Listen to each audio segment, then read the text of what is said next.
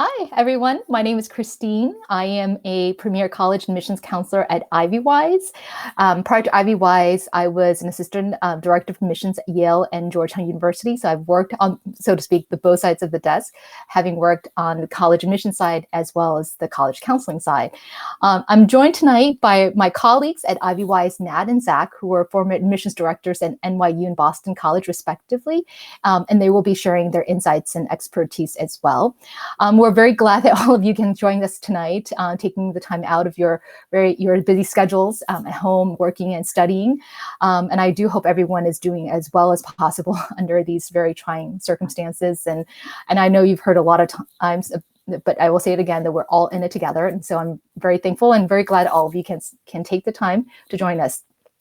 As we're here to talk about COVID-19's impact on the college admissions process, we do understand that for college-bound students, it's been especially trying with school closures and test changes and a lot more that are going on, interrupted activities and summer plans. And so we're hoping to just come together tonight to share some more updates. And in fact, just some came out today. So we want to share what's been going on and how that will impact your college preparation process, as well as admissions process fall.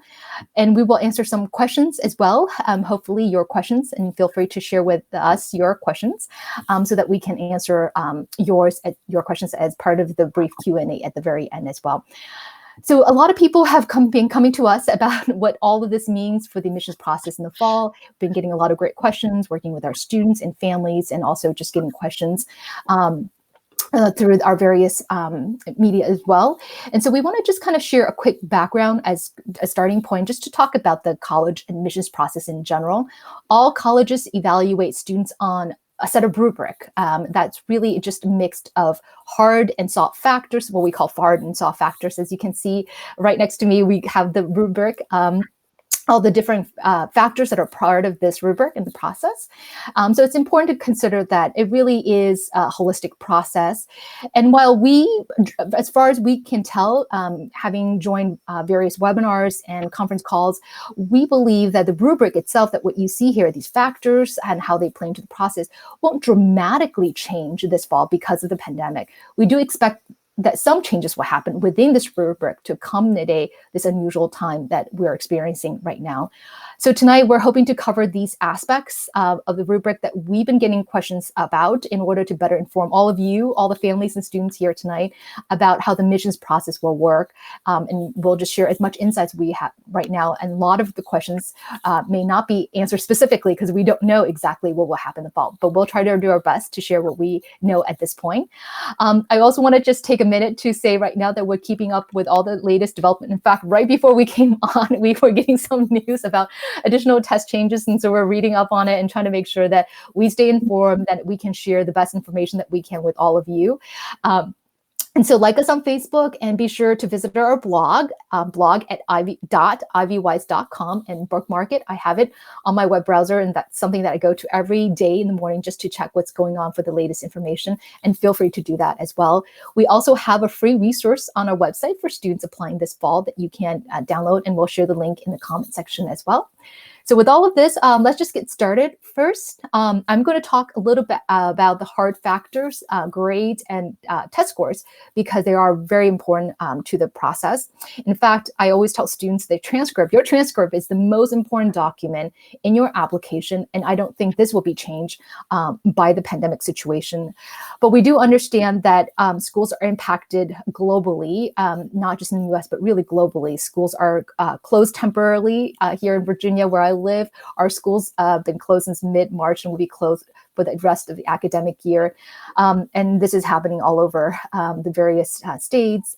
Some schools are making decisions about how to, in fact, all schools are making decisions about how they will handle grades this coming spring, and they're faced with different options. I've heard from various students at their schools, some schools have decided, well, we're just going to keep as is, do the best that we can, and give out actual grades, letter grades, number grades, whatever may be that they're using. Others may decide to place a heavier emphasis on the first half of this spring semester, maybe do an average of the quarters. That's a possibility for some of the schools.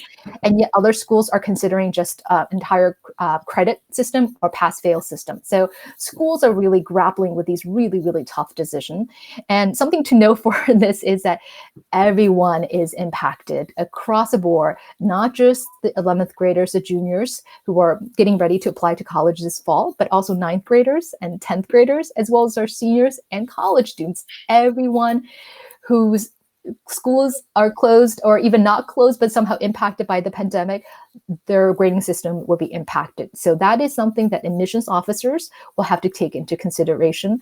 The admissions process has always been context driven. What does the school offer in terms of courses? What are the rigorous courses they're offering? And what has a particular student taken in light of what's offered to the student? And they will have to do this, the context review even more so this fall. How is this particular school impacted in this particular city, in this particular state? So I think they will really dig in to look at the context and look at students and their spring grades in that context. I think colleges will also continue to rely on the grade trend overall. They will look at fall grades. Was a student getting A's in fall, and maybe make some assumptions about whether or not the student would continue to make A's in that spring semester, or if the student is going on an upward trajectory. They had a maybe softer start in 9th grade, but since 9th grade, their grades have been climbing upward, and they will maybe make that assumption too, that the spring grades would have been stronger than even fall grades. So those are, I think, contexts that admission officers will really consider deeply. Of course, we've always advised students to pay attention to your fall senior year grades, 12th grade grades. They're very important as well. And I think this year, this will be very much the case as well. Whatever system that we have in the fall, again, that's very to be determined in all aspects. Whatever that system is, they will take hopefully a close and contextualized look at fall grades, senior grades as well for juniors, current juniors, but seniors this fall applying in the admissions process. I'm also going to talk a little bit about the testing component, the other hard factor that we saw in the rubric up just earlier. Testing has been heavily impacted. In fact, the College Board this afternoon just announced that the June SAT, both the SAT and the subject test, are canceled in light of course, all the health considerations. They are going to add more test dates. The exact date will be to be determined. So far, we know that the August test date is on. They're looking at a September to be determined test date, and then the October and November and December test date will be offered. And so more information to come, and they will share more information with students about the registration process for these upcoming dates, which will begin in May. Students who have been registered in June, I think the College Board's message announcement indicates that we'll have an early registration process. Again, all this is just unfolding today. So I do recommend students to come to our website for the links to the College Board, go directly to the College Board website for that particular announcement. We're also just getting some preliminary kind of information again, that the ACT, which also offers a June test date, that could be impacted as well. And so again, it's coming out literally as we're coming on live to Facebook to speak to all of you. So pay attention in the coming days about changes potentially to the ACT and registration, what they're offering as well in response to our current situation. And so it's very rapidly happening. And again, that's why I appreciate our blog, our analyst who compiles all this information daily. So I can just go to one place and get all the updated information because I know it's pulling from all these different sources. We do know that the College Board and ACT, they're weighing a lot of different options, including even online at home options if we need to come to that particular situation if schools are closed in the fall. Again, everything's happening very quickly and we're just getting this information. So do stay tuned for further development on those ends. We also know, and this has been announced in place for a while, that the AP exams have been impacted. So I think at this point, pretty much most folks should know that AP exams this year are abbreviated, 45 minutes at home, and there will be open notes. So a brand new kind of format for everyone taking AP exam. As far as we know, the curve, the grading system will be adjusted this year, but it shouldn't affect the overall grading curve, that we're not going to see a whole lot more fives or, et cetera. So that should be sort of the normal distribution as been in the past. How that's going to impact the admissions process. AP exams scores have always been optional in the admissions process. Generally, if a student has taken an AP course, the AP scores are expected to be reported as well, and students who've done well usually do report. And I think that will go on as normal this year. If anything, really, it's the other end. Once a student has decided on a college and is going in the fall, they do need to submit official AP scores to receive credit or advanced standing. Colleges are making decisions, like actually right now, about whether or not this year's AP credits will be accepted per usual.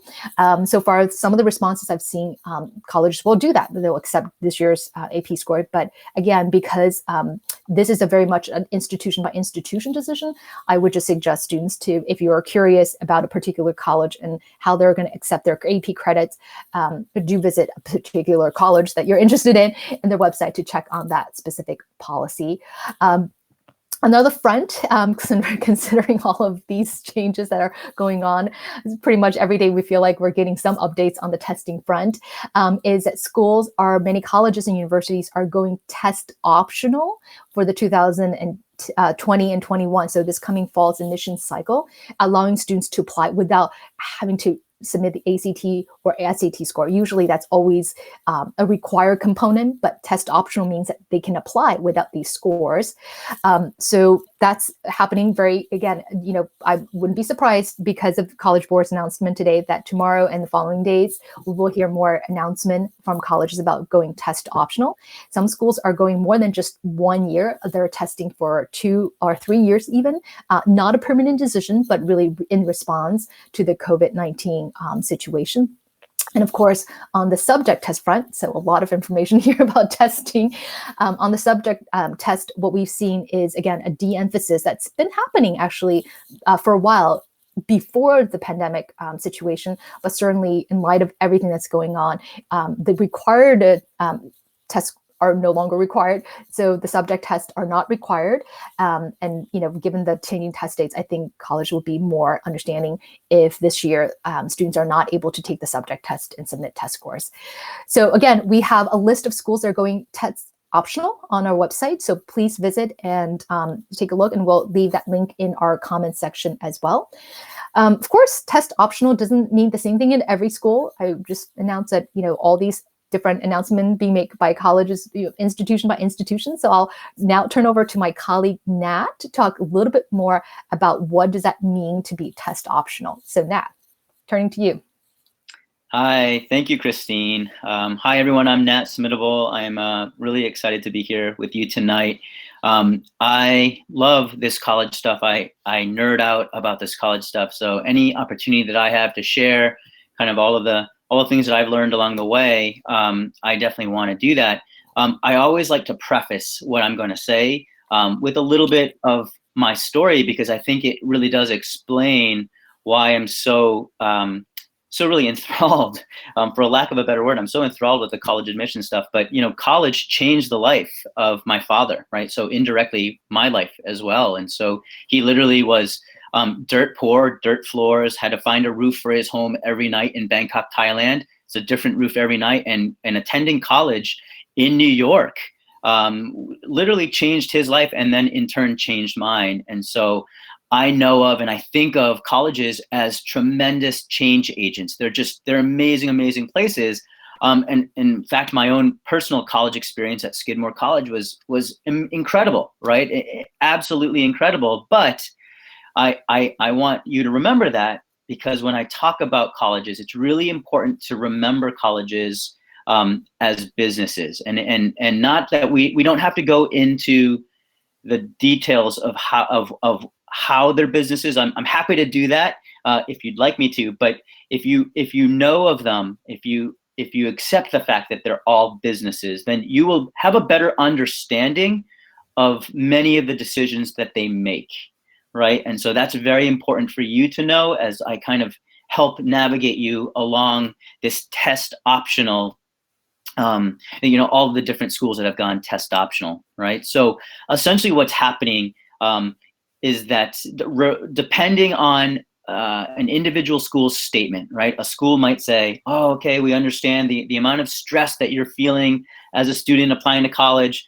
We want you to be able to focus on what's, really important, keeping healthy, staying with your family, online school. So we're going test optional so that you don't have to worry about the test score, right? And that's not, I want you to trust that, right? But I would argue, right, that perhaps that's not the only reason why a school has gone test optional. So one of the things about being a business, a college being a business, is that they have a bond rating, right? And my experience as a leader in college admissions on the college side, where I was responsible for improving a college's bond rating, right? That gives me this perspective that I can speak very, very transparently about.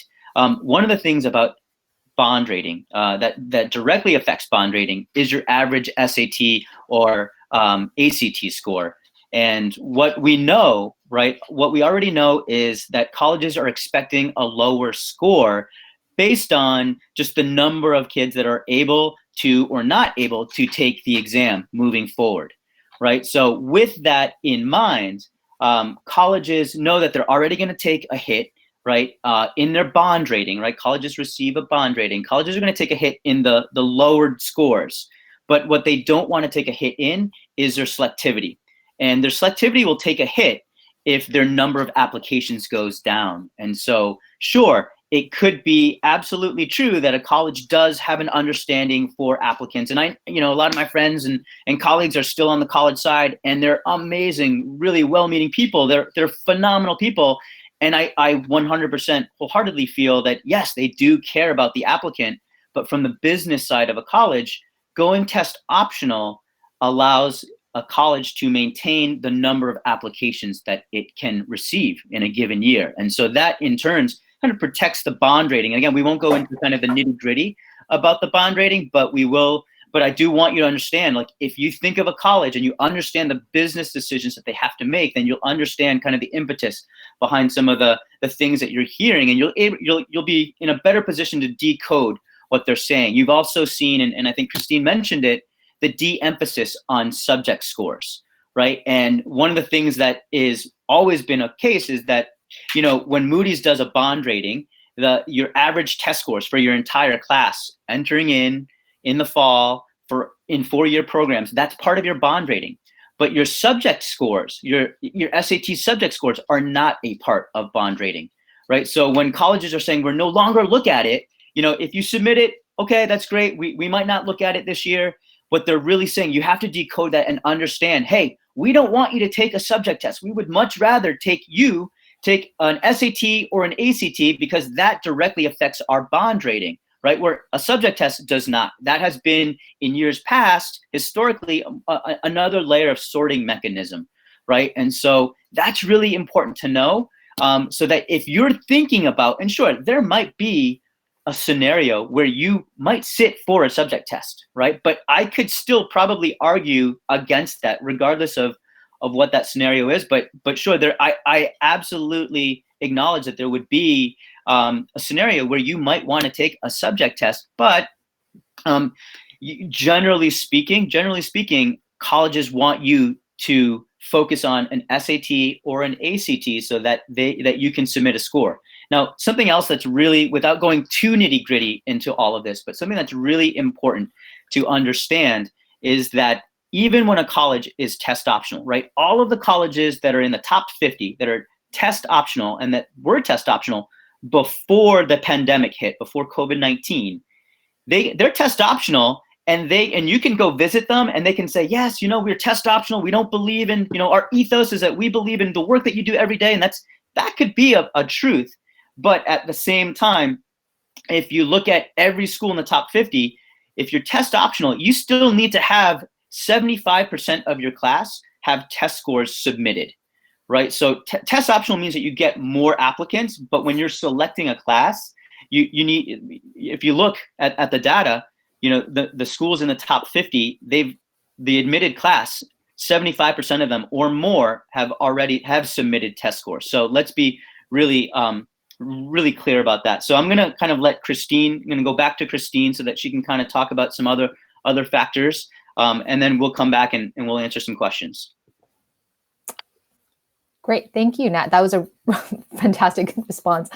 Just really enjoyed listening to you kind of sharing your wisdom about the test optional, because it's complicated. It's more than just what you think, oh, I don't have to submit them, but what does that really mean from an initiative perspective? So that's really helpful. So Nat and I talked about kind of the hard factors in the admissions process, your test scores, your grades, and your transcript, things of that nature.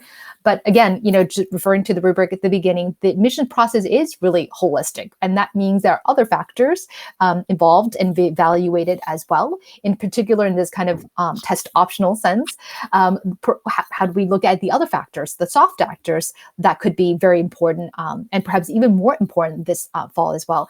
So things like recommendation letter may be even more relied heavily upon for context about a student's academic strength, because we don't know exactly what the grades are from the spring semester, or if a student is not able to take any tests, standardized tests, they're not able to take subject tests, or they can't even take the SAT or the ACT. A college admission officer may lean more heavily on recommendations to get a sense of the student's academic strength and interest and ability. So I think they will have to look at other factors, the soft factors for that as well. Demonstrated interest is another part of the process. That's what we definitely call it a soft factor. It's not very tangible. What does that mean? Telling college I'm really interested in you. Before, students can do campus visits. Now that's impacted, and we'll talk more about that and what that means. But students can demonstrate interest through their essay, or even thinking about their application strategy or their timeline. Applying early decision, early action to a school will demonstrate a commitment to a school, because early decision, for instance, is binding, or some early action programs are restrictive, so they can't apply to other or a whole lot of other early programs. So that's saying, I really want to come to your school. So that may be another way that student could demonstrate interest even more in our kind of change or altered environment this coming fall. So again, there will be other things that that could be weighing more or weighing differently in this rubric as we move forward this fall in the application process.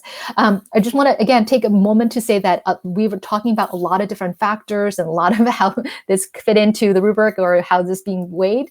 And we do have a new free resource on our website to address all of these topics in depth that we do want to share with all of you, all the students and families out there. So be sure to check out that link that we're sharing in our comment section and definitely utilize all of these resources, including our blog post that we want to share with all of you.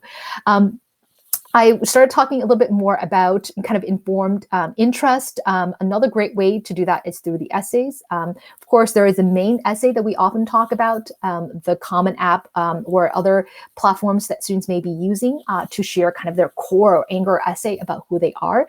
There are additional essays that students will need to write for many colleges, what we call the supplement essays. Those will be really good places to demonstrate interest. I really researched this college, and I really want to tell you why I like this school because of this particular program, studying with this professor, etc. I think, essays in general, and in particular, the core anchor essay, really, these are opportunity for students to share something about who they are other than what they've shared already in their activity section or through their transcript or through their test score. Unfortunately, we don't have too much time tonight. We have a lot more to talk about that I can't go into depth about an essay. But I think, the two words that when I worked at Yale Admissions, we always tell students and families, and over the year that for me has been always re-emphasized working with students now as a counselor, the two key words are being reflective and being thoughtful in these essays. It's a personal narrative. It's not an academic book report. It's not a rehash of your resume. It shares something about who you are, what you value, what you think, things that we can't learn elsewhere in your application. And I think in this environment of this pandemic, where things are changed, certain things are optional, like test scores. the essay will play an important part for demonstrating an interest, in particular the supplement essay for those colleges and universities that do ask about why us in that format, as well as kind of any main core essay. If you use a Common App, it will be the personal statement. Some students are thinking like, should I write about the COVID-19 situation, how I'm impacted? That actually has been discussed a lot in some of the forums that I've been part of with admissions officers and college counselors. And for now, my kind of short response or short quick tip to that is probably not a good idea to write about that, because everyone's been impacted. Maybe there'll be a lot of interest in writing about it. You're impacted, that's important. I think there are places that can be shared about how you, in your particular situation, if it's very serious, but you really utilize this essay to perhaps think about other ways that you want to share about your story, about who you are, your narrative. So I think the essay will continue to be important, and perhaps even more so in this altered or adjusted rubric situation. I will now pass to my colleague, Zach, to talk a little bit about extracurriculars. I know students are really interested in that. That's been impacted. So Zach, could you share with the list a little with us about your insights on extracurricular activities and how they've been impacted? Yeah, thanks, Christine. Yeah, I would say one of the other important soft factors that are going to be part of this process are going to be the extracurriculars, which is really your resume. And so, of course, everything, as everybody knows by now, everything came to a grinding halt when schools needed to move virtually, and with everybody needing to adjust to a remote learning environment. And the thing to remember is, of course, your extracurriculars and your plans for that got upended, but they got upended for everybody. And in that case, admissions officers and the real people that they are, they certainly know that this is the case. They know that your resumes, that your intended plans were totally dashed, and probably are not going to come back for the rest of this spring. So, but what's important to know is that there's potentially going to be space for that to explain. If you had major initiatives or major plans that were going to happen in the spring. There's no word yet on whether the Common App or the Coalition App are going to designate a new space on the application to sort of explain sort of what would have happened. However, there is an additional information section that already exists that is used really as that sort of catch-all. Is there something that you would really like to explain? Is there something that can't be captured in your application that you'd like to go through? And this could be an opportunity to just go through in a very short, concise, but meaningful way to explain, what COVID-19, really affected in terms of your extracurricular involvements. That being said, also, while colleges have said, we totally understand if things have kind of, created a roadblock as a result of COVID-19, they are starting to hint that they are, keen to find students who are making the most of this opportunity despite all of those possible potholes. So just because you are remote learning and because your activities have been affected doesn't mean that, everything needs to stop. And really with extracurriculars, it's always about, whether school is in session in real life or not, about taking initiative, about finding leadership, about really being able to show that. And so I think this is a great opportunity for that to be shown again. So for instance, if you're a captain of a sports team, is there a way to still maintain camaraderie among your teammates? Is there a way to do virtual workouts, things like that over these video chats? If you're a peer mentor or a peer tutor, can you set up a way for your fellow students to attend office hours so you can still help those students who were seeking that guidance or that tutoring help previously? If you're super into politics, is there a way to dedicate yourself to helping students, register to vote, for those in the younger groups, the 18 to 22, some of your peers, some of even your friends who graduated in the previous years. Music, opportunities to just continue to practice, YouTube videos, opportunities, that you're able to stay sharp in a craft that you care about. And then also just remembering that this is, there's going to be an end to this, and you're going to have a plan for next year. So if you start thinking about, well, if everything, sort of got interrupted now, what can we do next year that'll make this even better? Or what do I know now that I wish I could have changed? This is an opportunity to think about that as well. So certainly don't tear up your resume and say everything's over. It's just an opportunity to get a little more creative. But some of those extracurriculars continue into the summer as well. And I know summer plans is a big topic of conversation. So I'm going to bring back Christine who I believe is going to talk a bit more about summer as well. Great. Thanks, Zach, for your insights about activities. And I think one of the things I've always, in any normal situation, I would advise students to say that don't think about summer as a discrete time period. So a lot of the things that you're doing during the academic year, continue to do them during the summer when you have more bandwidth to do them deeper, and plan ahead for the following year. So I would say the same thing for this summer as well. We don't know when social distancing will ease up in whatever part of the U.S. you're in. And maybe in June, and maybe in July, maybe in August, we don't know, maybe in May. So to kind of continue all the things that you're doing. And I think when social distancing is over, there's probably going to be a lot of sort of ideas and you want to connect. So activities will naturally continue in that sense. But more specifically about summer programs, I think that's kind of all over the kind of map in terms of how they're being impacted. Some have been canceled, and I've been getting emails from my students saying, "Oh, Christine, I was planning on doing this, that's canceled. What do I do?" Others are saying, "Well, I got an option to do it online. I was going to go to a summer program and learn about this, but now they're offering for us to go online." And some of these programs are tied to maybe perhaps a revenue stream for a particular university or college or institution. So they tend to want to keep those programs going if possible and offer some alternative to on-site in person if they can't do that. Perhaps at a discounted rate. So whatever option you're faced, if you're interested in whatever if you have the option to continue, even if it's virtually, and you're interested, go ahead and keep doing it. If it's the right fit for you, I think that's a great opportunity. But if not, I don't think you have to, do a summer program at, a college or in this and that, or virtual online course. That's a good idea. But there are a lot of other options you can. I was just thinking about students who may have wanting to do an internship, and that can't happen because the company is not maybe able to accommodate them on site. Perhaps you can still ask, it maybe in an unpaid situation to just volunteer your time.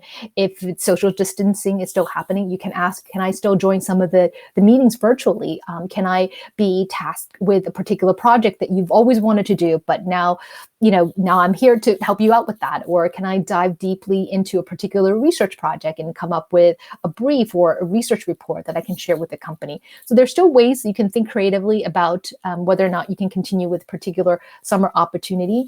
I always encourage students to become an expert more so than ever this summer. If what you were going to do now is canceled or impacted in some way, this will give you bandwidth to take a couple of courses, free courses online. EDX and Coursera, a great platform for students to do that. I was just looking through some of these courses and they're just really good ones. One of my favorite ones I was looking at is actually Yale Open course called Intro to Political Philosophy. And these books that you can read for this college course you can get on Amazon. They're Plato, they're Aristotle, they're Machiavelli, great readings for you to become an expert in a particular subject. And from that, you might want to perhaps share your great wisdom and the love of philosophy or political science or economics with someone that you can develop your own course.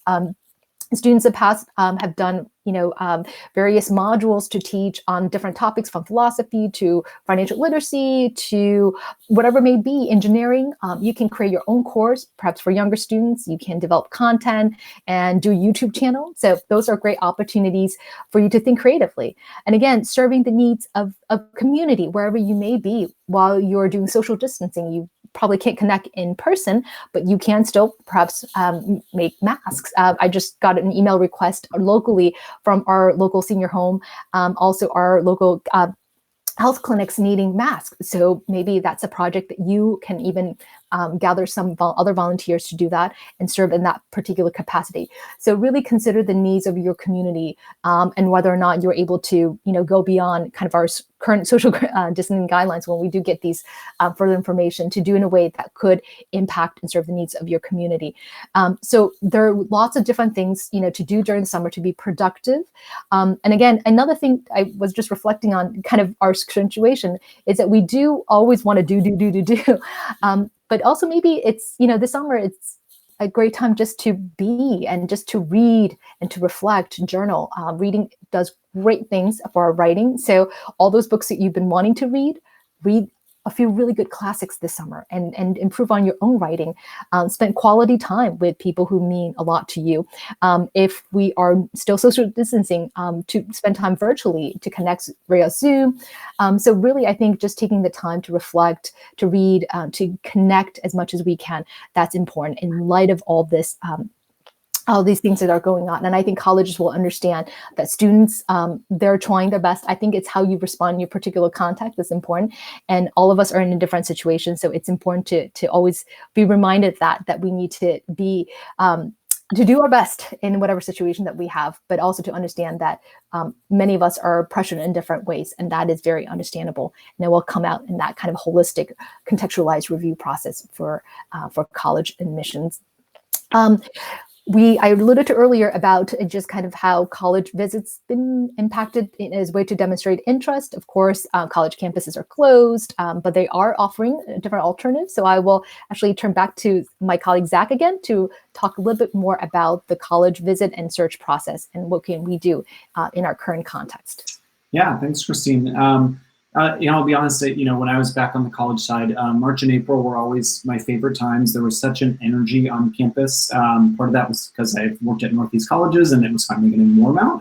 But the juniors and even some sophomores really getting to look at their schools for the first time. We were just flooding to campus and sitting in information sessions and being excited about college tours because so much of this process is a long workload, and you're taking tests and you're studying and you're planning out your resume. And once you finally start to set foot on campuses, you start to see what it's all for. You start to actually identify what do I actually want and what are these goals that I have, and why do I like some colleges a little bit more than others, and that feeling starts to take hold in you, which is really exciting. And unfortunately, that is, of course, also impacted given what's happening right now. However, in talking all throughout this meeting tonight about how we're all getting a bit creative about what we're doing right now. That also includes what you can do from a visit perspective. And colleges, I think, are starting to rise to that occasion of how they can be creative in terms of offering what they normally would be doing on campus in the spring and into the summer. And they're encouraging the students, the prospective students, to sort of meet them there and to take advantage of those opportunities. So to that end, just because we're not really permitted to visit these campuses locally and in person doesn't mean that the research has to stop. And it certainly shouldn't. You don't want to enter senior year, especially for those current juniors, really feeling uncertain about your list. So you can do that by certainly go to these college websites, start to get a better feel for the programs that they offer, maybe some of the distinguishing factors, if they have a first-year student program, if they're well-known for student housing, if some of their traditions are really exciting and really meaningful to them. Start to get to know what that's all about. Similarly, what these colleges have started to do, which I think is excellent, is do virtual information sessions. They sign up with different softwares to offer a very real-life virtual tour. So really immerse yourself in that and take the opportunity to really get to know a school from an informational perspective with the research that you can do, but also with these hosted events that they're doing. Sometimes they're going to be putting current students on there, if it's before the summer and if they still have their tour guides and we can hit that up virtually, or it's going to be an actual admissions officer. So take advantage of those things that schools are actually putting on their websites and start to take the time to go through each of the schools that's on your list right now and see what they have posted, and kind of continue to come back every week or two because it's constantly being refreshed. The last thing I'll encourage, especially from a visit perspective, is a lot of schools will actually note who your regional admissions counselor is.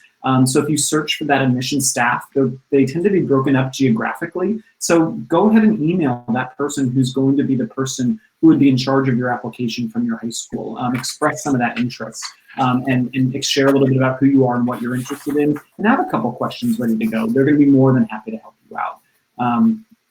We've all been affected by the inability to go to these colleges and actually do these visits. International students are included in that, and they have potentially not even the summer if schools are able to come back and open things up in the late summer. So I know, Nat, you're gonna talk back in us to talk about international students.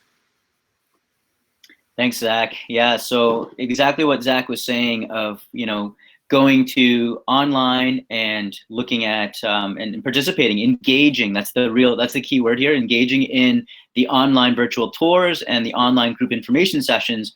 What's very different post-pandemic, COVID-19, is that, every school prior to the pandemic had an online tour.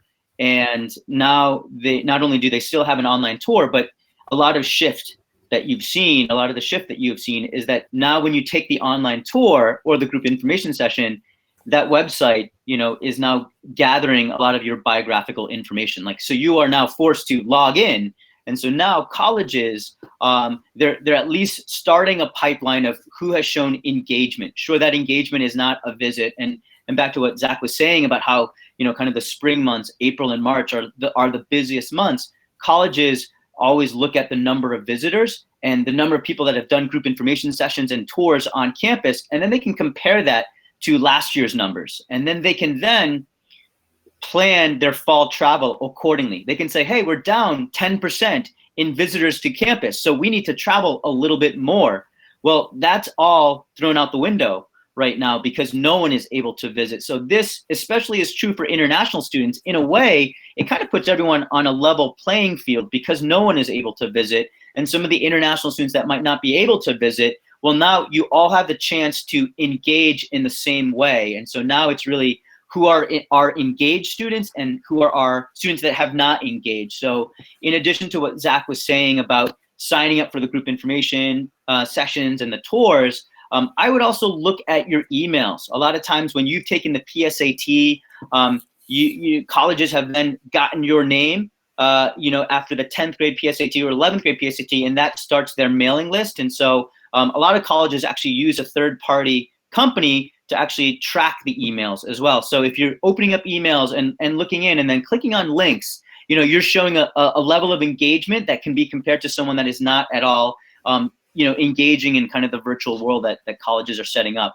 For the international students that are a little bit worried about navigating this process because it is a little bit tougher in terms of the number of times that you can take a test or exam, although that seems to be changing with kind of the advent of perhaps an online test, right? But that, we'll talk about that more as things come out. But if you were worried about that, you have to know that colleges are even more worried about that than the students are, right? Colleges do rely on international students to bring a tremendous amount of tuition revenue. They rely on that, on those students to kind of bring a certain type of diversity. So as worried as you are, know that colleges are also thinking very hard and trying to be really proactive about trying to predict who's going to come and who's not. And so this virtual online engagement might be one of the best things that you can do. Let me bring it back to Christine so she can talk about how all of these changes might affect how applications will be read in the fall. Great, thanks, Nat.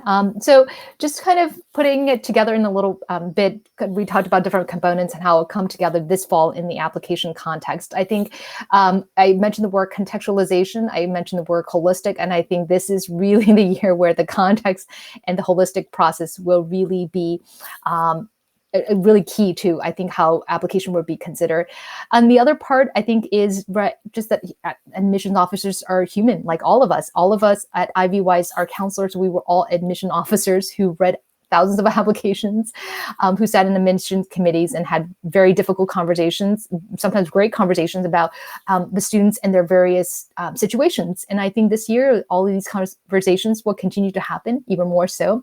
So really, I think they understand, admissions officers understand. I just read a blog post by a Georgia Tech admissions officer who wrote about seeing students in their current situation, because all of us are living in it, sharing a dinner table, working on homework, and while your parents are working right next to you, sharing electronic device, because that's what you have right now, just one device in the home, and kids have to learn, parents have to work. I think all those situations are pressing, and admission officers, they understand because they're living it with you as well. So I think that reading in context, all of these different things that we just talked about, from test scores to grades to activities that are cut short to summer programs that are canceled or moved virtually, demonstrate interest that can't happen the way that normally would happen because students can't have that personal in-person connection with mission staff or with a tour guide or with professors. These things will all just need to be contextualized even more, I think, this year as different parts of the rubric. I think the components are still going to be the same. Nothing's going to change dramatically in that sense. Even with tests going test optional many colleges, they will still be part of the process, and it will just be weighed a little bit differently. If you don't have test scores, they might look more into your recommendation, as I had shared earlier. So I think it's just that holistic process will be more holistic. Essays could be more of a showcase to learn about a student because we don't know what the things that they could have done in the spring or in the summer. So again, context, holistic process will be ever more important this year. I will turn to Zach, to really kind of hit some of the highlights of all the things that we talked about in terms of how can juniors, 11th graders specifically, prepare now for what they will have to face in the admission season. Right. Yeah, thanks, Christine. And certainly every high school student right now is affected by this in multiple ways. But of course, the juniors are maybe feeling this a bit more strongly, just knowing that their application process is on the verge of beginning. And so just to sort of recap a lot of the points that we've made that are especially pointed for juniors, certainly stay engaged. Those letters of recommendation, are certainly going to reflect if you sort of, rose to the occasion in this e-learning situation. But it's also going to make sure that your grades, stay where they are or continue to improve. And your transcripts are always the most important factor. Then there's a level of actually continuing your test prep. As we said, certainly test dates are still very much up in the air. But in the event that SATs and ACTs, when they come back, I think we're all still talking about when they come back. You're going to want to be as prepared as possible. And we've certainly talked a lot about schools going test optional. Many probably will announce that. However, test optional doesn't mean test blind. And so if you have a strong test score to report, it's only going to accentuate your application. So you want to be as ready for those SAT or ACT exams when they are ready to be taken as possible, and taking the time over the summer and even now staying strong in the spring is a good idea to keep sharp. And IvyWise also has virtual tutors that are going to be able to assist with that if you're interested in learning more. As I mentioned, doing virtual information sessions and visits is going to be a way to continue to make this process feel very real. It's also going to make sure that your college list can stay refined so that you're ready to enter senior year with a very strong plan about where you want to apply and why you want to apply.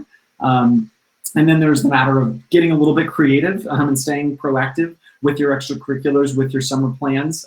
Maybe they've been turned on their side, maybe they've just been canceled altogether. But is there a way that you can turn these lemons into lemonade, and how can you actually make that shine on your application to also really show when you have time and when things have stopped, the plan has sort of gone awry, what do you still choose to do and what do you still choose to devote your time to?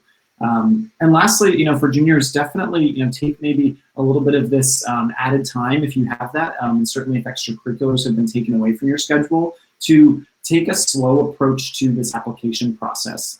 Open up a Common Application account. Start to look at the Common Application personal statement prompts. They are the exact same as they were for this most recent admission cycle. They have not changed. So you can actually start to even brainstorm a little bit about what you might write about. Look at the activities section on the Common Application and start to draft what your resume would look like and how the sort of particular way you'll need to phrase things with a limited word count. So just familiarizing yourself even with the software and even with what you'll need to fill out is going to only benefit you later on when all of this starts to, normal life, if you will, gets back to normal and senior year comes around. You're going to have plenty to do then. So the more that you can do to benefit yourself later on with some of those key factors, your application will stay and remain as strong as it would have.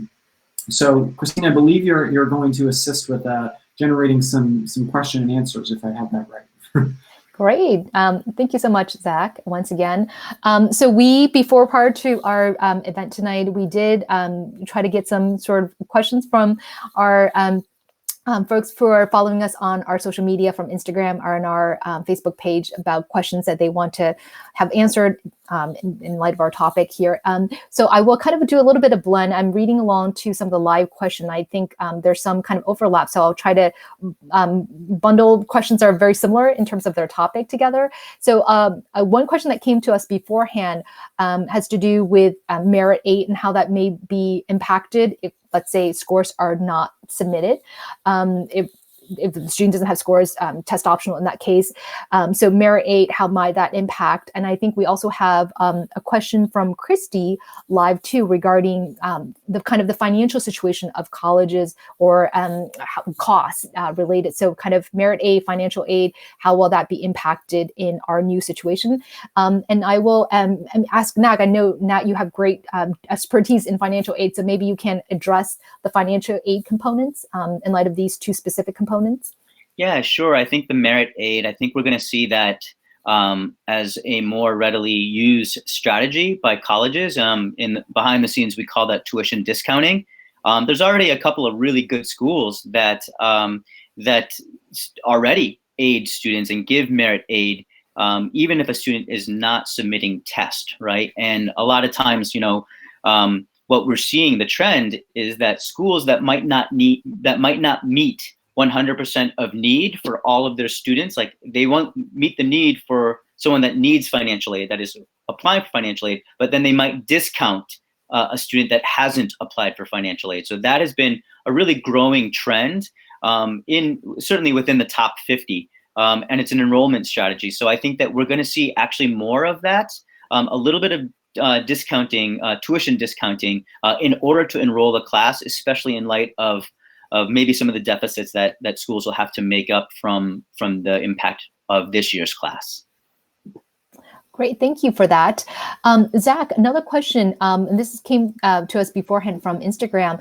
I know that students in their various situations are stressed, and understandably, it's stressful for juniors regardless. And on top of that, they're at home and their schools are closed and tests are being canceled left and right. Could you speak to more just kind of the mental health aspect for students and how they could really just try to be as healthy and balanced during this kind of social distancing period as they're preparing for college admissions? Yeah, absolutely. It's a really good question for the Ask Review Instagram, and I'm glad we get to talk about it.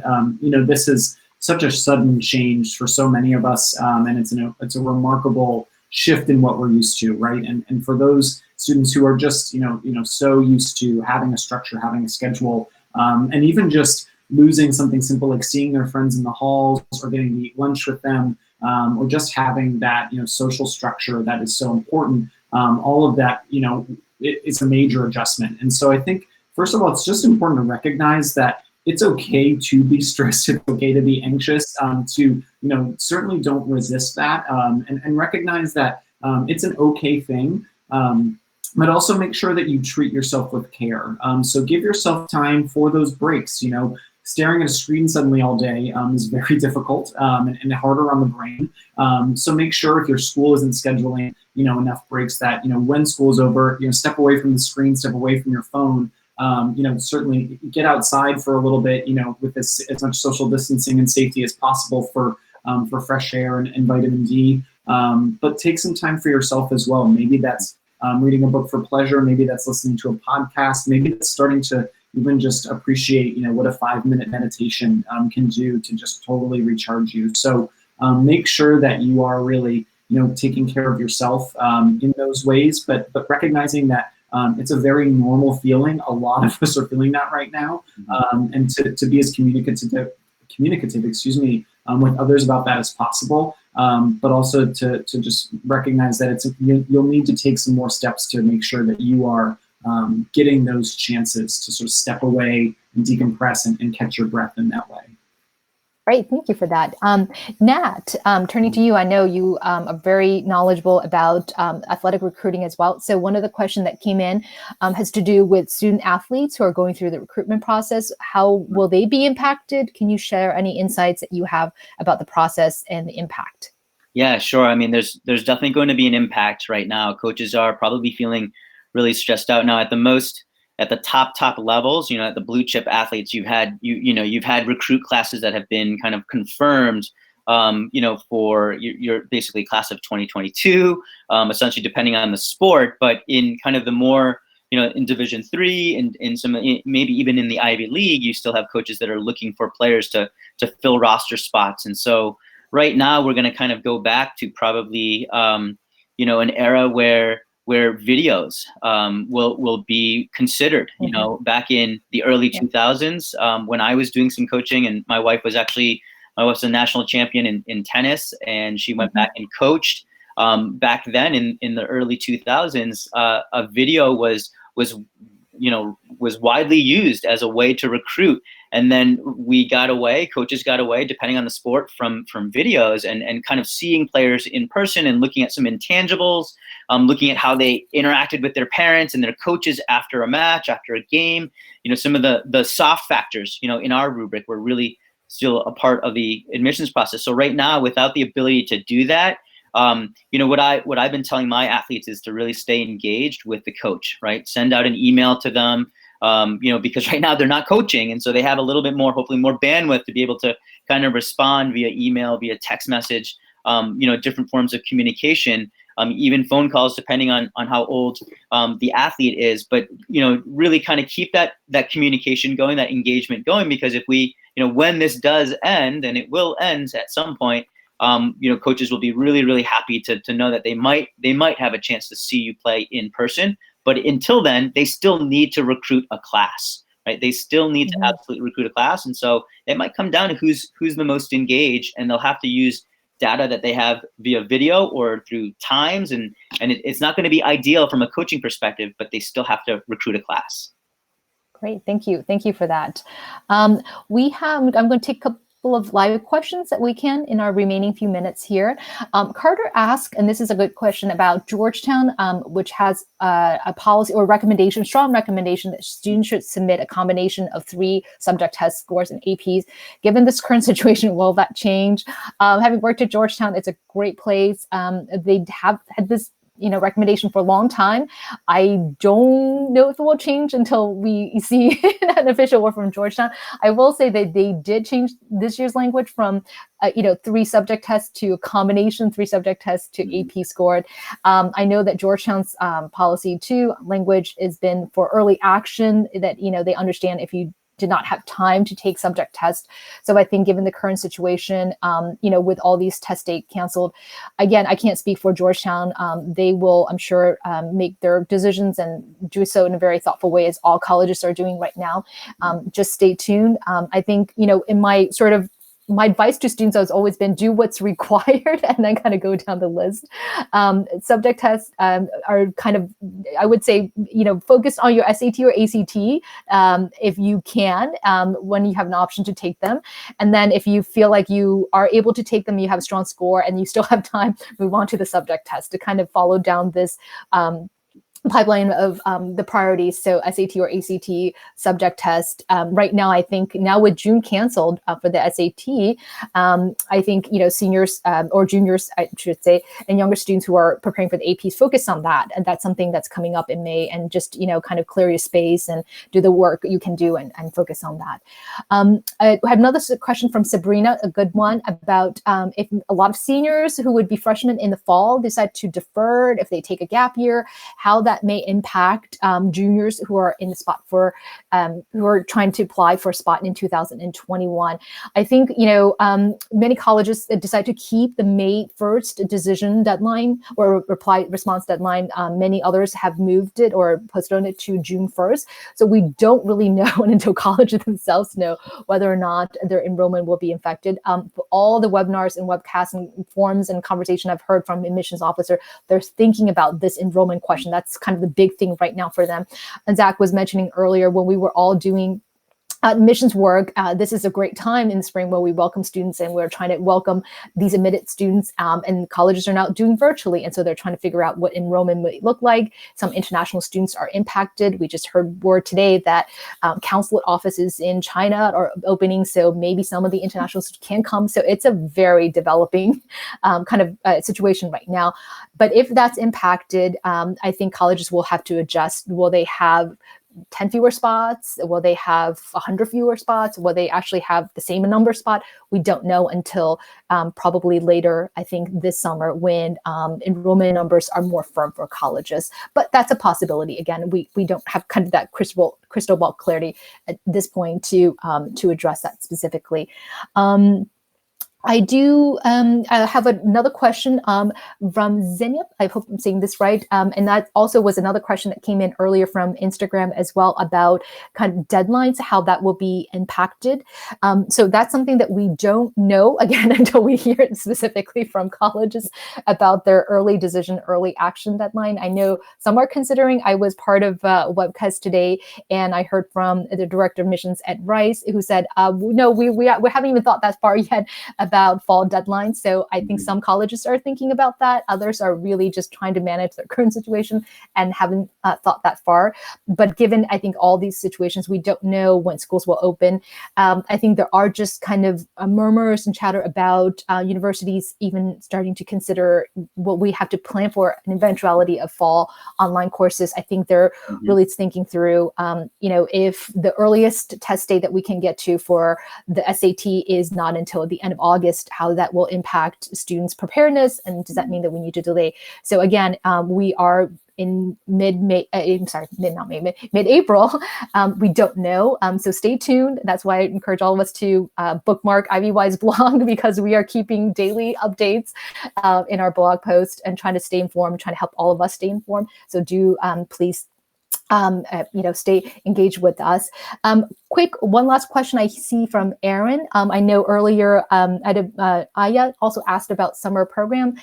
This one has to do with just more about the admissions process in terms of these kind of college campuses offering summer programs. Will that enhance chances if students are not, if they're not able to, how does that impact them? As well as some of the programs that may be more just merit-based, not so much kind of a tuition-based program. If that's going to virtual, how will that impact students' admission chances?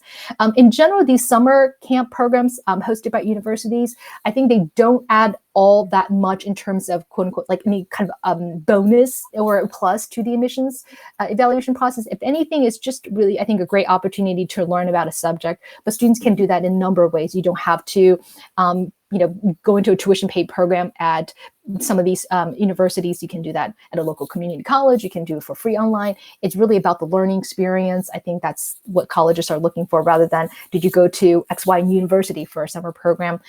There are a number of programs out there. They're very selective. A lot of them are merit-based or even free for students, and they are very well known amongst college admissions officers. And if they happen to go virtual, I don't think that will diminish. I think that student had been selected for that particular program. I think those will continue to be recognized as based on merit, that students really earn their spot, even if it's not an in-person on-site program. So I want to just kind of close us tonight. I know we answered a lot of questions and you guys asked a lot of questions. Thank you for staying engaged and taking the time again. For folks on the East Coast, it's late at night. So we're very appreciative of you taking the time to join us. If you missed part of it, it's recorded and we'll post that. We will also have on our website the resources we've prepared for students on the College Prep Admissions Guide. You can download that. I've mentioned several times our blog because I'm truly a big fan of our blog. It's very informative. It's very helpful. We also have a list of test optional schools as that's being developed. So please go online. We have blog posts on how can you research virtually. Zach shared a lot of great tips. And if you want a summary, we have these posts. How can you stay engaged while we're socially distancing? So all these great resources are available on our website. So please feel free to utilize as much as you can. I just want to thank Zach and want to thank Nat for sharing their expertise. They're just really thoughtful, and I really appreciate just all the insights they have. So thank you once again. And just a closing thought, please everyone stay safe, stay healthy, stay well. We're in it together and we'll get through it together. And I wish all of you, students and parents, best of luck in whichever situation you may be. We'll come through it. I think we will see that light and we'll be together again very soon. So thank you.